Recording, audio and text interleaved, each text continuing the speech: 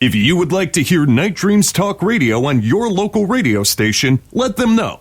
Tell them to check out www.nightdreamstalkradio.com, and thank you. You can advertise your business on Night Dreams Talk Radio, and you will be heard worldwide. Why not contact us at nightdreamstalkradio@gmail.com. Good evening or morning, depending on your time zone. From the Pacific to the Atlantic to you worldwide. Get yourself a cup of Java and find a comfy, easy chair. And get ready for Gary and his guest on Night Dreams Talk Radio After Dark. And now, here's Gary. And here I am with a great guest tonight, Patrick Cross. Wow, all I can say is everything from growing up in a haunted house, a real haunted house as a child, where murders took place, all the way to that island to being abducted by aliens. I tell you what, I can tell you, after interviewing so many people that have been abducted, and I even think I have been, it really does make you think a lot about your life. And you also do you have a fear? I have a fear. Do you have a fear that you could be abducted at any time?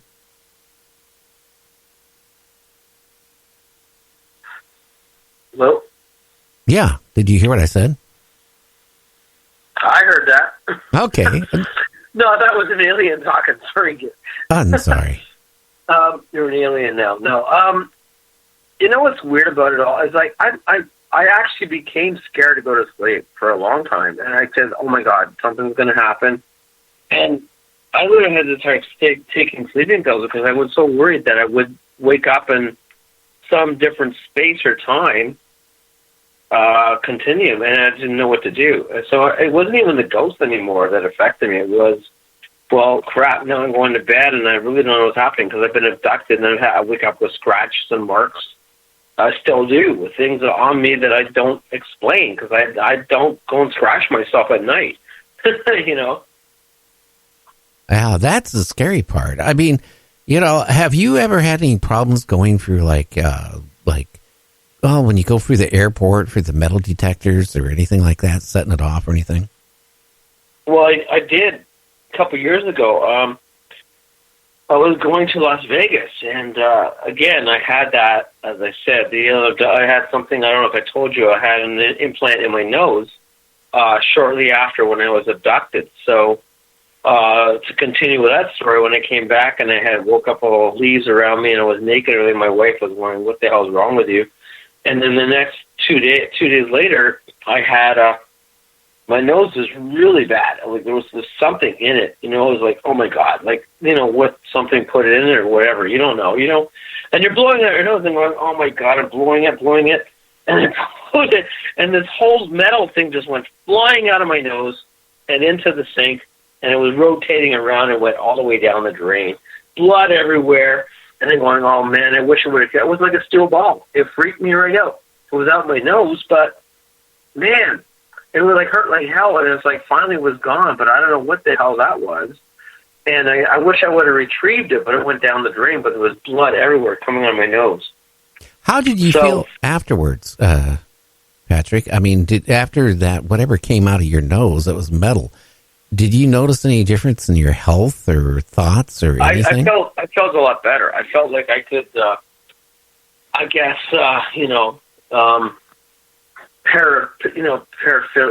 how you see things differently in your eyes and everything felt like a lot clearer, but felt much better that it was gone. Like I felt something was attached and, dragging me to do things or, moving my body around. I don't know, but I felt better. But anyway, weird part was I went to the airport after that couple of days and all this stuff was going off in my head.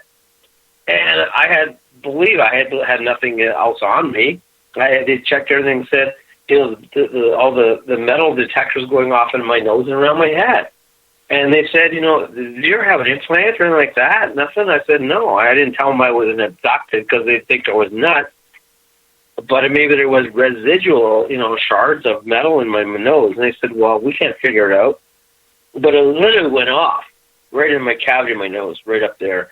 And they said, okay, well, we can't figure it out. They had no x-rays. They just let me go. But it was still weird how it went off of my end. And there was no metal that I believed that I had other than the fact of the implant.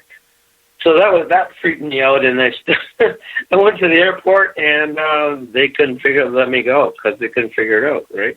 Oh, yeah. I can tell you because, in my experience, back in the mid-'70s, I took a job in North Carolina, and I drove to Seattle to North Carolina with my first wife. I didn't like the area. It didn't work out. We came back, and when we were in New Mexico in the desert late at night, all of a sudden, everything around the car lit up, and inside the car lit up so bright it hurt your eyes. You really couldn't see. First thing I thought, because I was in the military, I've been on a lot of helicopters in my life. I figured, okay, it is a state police helicopter or something because I was speeding. And I don't remember what the speed limit was, but I had a GTO and I like to go fast. And I pull off the side of the road. I get out of the car and I didn't hear a sound.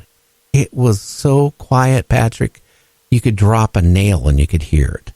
That's how quiet it was. I didn't hear the sound of the egg beater, the helicopter, but the light was so intense. And I looked up at the light and like, poof, it was gone. And it really, it shook me up for, not like my wife was at the time. She was like shook up for hours and hours and probably days. Me, about 20 minutes later, I kind of already forgot about it. But here's the thing. Years go by. I go to the doctor in the 90s, late 90s, or maybe it was the early 2000s, right around there. And they do an MRI. They do the complete body scan. And I go to the doctor because I was going to have some surgery done. And the first thing the head nurse in the doctor's office comes up to me and she goes, "Where did you get that piece of metal in your spine, next to your spine?" And I go, "What do you mean, a piece of metal?" Well, she said, "There's a little piece of metal next to your spine." So I'm thinking, like when I was in the military, I didn't, I fractured my tailbone, but I nothing up towards my neck, up towards the spine area, had any, anything that could have happened. I go in there and talk to the doctor, and the first thing he goes, "Well, you have a piece of metal. Did you ever have surgery up, upper part of your spine or next to it?" And I go, "No." And he goes, "Well, you got, a little piece of metal there." And I'm going, "Well," I said, "Can you remove it?" And he goes, "No, because there's scar tissue around it. And if we remove it, you could be in a wheelchair the rest of your life." So that kind of like, that's how deep these things are. You don't know because it's entwined with your respiratory, your system, your body, right? Oh, yeah. Well, then what happens, one of my oldest son gets in trouble. And I have to go to drug court every month for a year in Pierce County, Washington. And every time I walk in, guess what? The metal detector would go off. Okay, so they would empty your wallet, take your belt off, do whatever, right? And it was embarrassing. This went on and on and on for a year. Finally, they take me in that special room, and start doing a body. Yeah, the special room. I know about that. Okay. Yeah, they take in that special room where they snap that glove on and they start thinking, well, why is this alarm going off? Do you have a weapon hid somewhere? Yeah, like I got a weapon hid up, what. But, makes me wonder, what happened to me? Is this not was with a court? When I would go fly on an aircraft, the same thing. The alarms would go off. They treat you like you're a criminal. And they get you in that room and you're naked. You're embarrassed. You're everything. They don't find anything. Well, duh. Well, they're not looking at you particularly, looking at what the evidence was, right? I guess so, but it's still embarrassing as you know what. I remember going, because I wasn't skinny, but I wasn't fat at that time. But I was wearing jeans in the courthouse. You go in there, just to listen to, the drug court, because I had to go there because of my son. And they had me take my belt off. And, you know, and then the guy goes, well, after I had my belt off, he says, why don't you put your arms out? Well, you know what happens when you put your arms out and you got a loose-fitting pair of jeans? And here's about 100 and some people, you know, going through the various, you know, metal detectors and walking around in the courthouse in that area. Your pants drop down. Yep. Yeah, you know, they say sorry, but I tell you what, the embarrassment of that was just horrible. Well, again, if it's resolved, I don't know if it's resolved with you or not, but I mean, No. thank God I have not had any real major experiences. But again, it makes you wonder. And anybody out there who is also listening who might have stuff, you know, should come forward, because this is a reality check for a lot of people that things are happening. We should get on top of it, and it's not explained, right? I think there's a lot of things going on that we're just not privy to. Now, your father was involved. You mentioned something like Project Blue Book. My feeling, and you can correct me if I'm totally wrong, and that's fine. But, you know, all the research I ever done on Project Blue Book, it seemed more like it was for disinformation. Yeah, but I mean, there was some substance to it. But he was also involved with Blue Arrow. I don't know if you know that was also a secret operation beyond Project Blue Book, which most people don't even know. Again, it was in research of documentation of verified alien abductions. Now, that's something else that most people might not even know. But I know about it because my dad would document it in different notebooks and in his writings. Boy, that would be scary. And this went on from when you were a kid all the way up to how old? Oh, yeah. I mean, well, the 60s, of course, and the 70s went on. And, like, oh, man, I still lived in that house till I was 80, at least to 85, because things were still shit. It still was going on. But it was, you know, mostly ghostly related in my house because the whole land was haunted.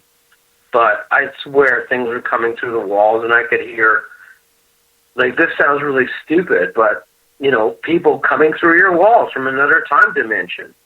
Now, that's unheard of, like people actually talking and saying, I just landed here, is it okay? And it's like they're like talking on a radio in your wall. Now, I don't even know how to explain that. I mean, again, it could be time travel infestation. How do I know? But that's what I would hear. Well, maybe we're in a parallel universe, and they, you know, again, there's a lot of things. You know, a lot of people, these things happen to them, but they won't talk about it because you know why? They still think, well, you know, if I say this or that, people might look at me funny. You know, I've been doing this since 1976. I've been around a long time doing talk radio, and I can honestly tell you that, you know, when I first started out, if you talked about UFOs, people looked at you like you were strange. If you talked about... Yeah, I know. I mean, I was, you know, I go down to Vegas a lot of times, and I know a lot of people down there. And I, like, recently, as I said, last year, I went down to Nevada, Area 51. I know a lot of people, we would go out to the, way out to the land and out to the woods and out to the hills, and we'd literally sit there for hours at 2 in the morning and see all kinds of stuff, like hovering, coming in, coming out, discs flying, everything, and nothing, no sound, and just flying around, and we document it all, you know? It was just totally bizarre. Oh, yeah. So what is your plans in the future of ghost hunting? You got anything exciting coming up? Right now I'm working on a TV series, something new, a new project that involves haunted dolls. I always had a passion for dolls and things that were, why were they attached to a doll as an entity, you know, or a ghost. So I've been getting some really, really good results lately with some of the haunted dolls I've been getting.